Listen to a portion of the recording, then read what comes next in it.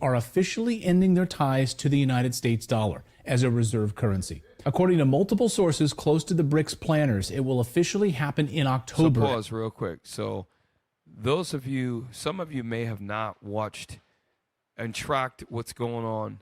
We have tracked the last 3 years here. BRICS nations had it consisted of real quick Brazil, Russia, India, China, and South Africa. They recently acquired the following: Ethiopia, the United Arab Emirates, Iran, Saudi Arabia, and what's the other, Argentina?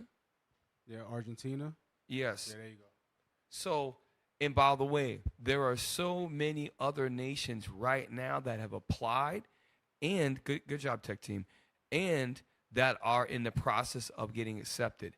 And last week we showed you a map of how China, since the year 2000 to 2022, the whole map, China controls the majority of the world's trade with most countries.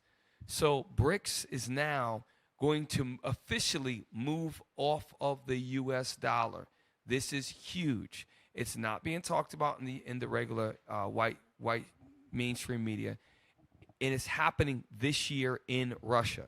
And these countries, by the way, when you look at the map, Russia is by far the largest country. It has the most nuclear weapons. It's beating the hell out of the Ukraine.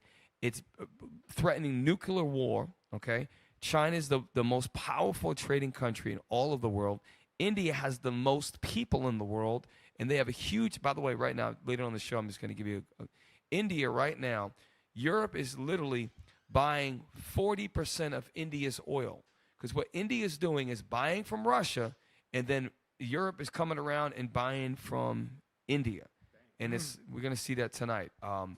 So, and then you got Iran and Saudi Arabia. Saudi Arabia is the number one producer of oil in the world. Go ahead, Officer Michael. Yeah, I was just thinking the U.S. has military installations in China. They have something called a money exchange. Like, you have to have certain type of currency.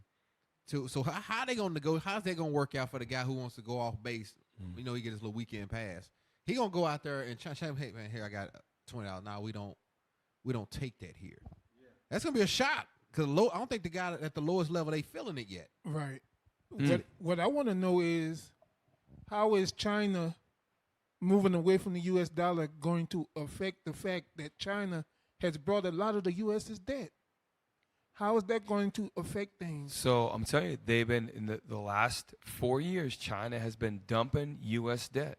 In Japan now, I don't know if we talked about last week, Japan, the yen is it the yen? Yeah, the yen is going down significantly. Go back to that map. That was good. So this is something that, again, so this is about a 38-year span. So from 80, the U.S. is in blue. We meaning the U.S., okay, ran basically the whole free world, right? It was about 13 years or 12 years after Vietnam. In 2018, and by the way, it's much more than that, because right now in 2024, that's expanded even more. But you can see it's red, okay? And it's phenomenal what China is able to do.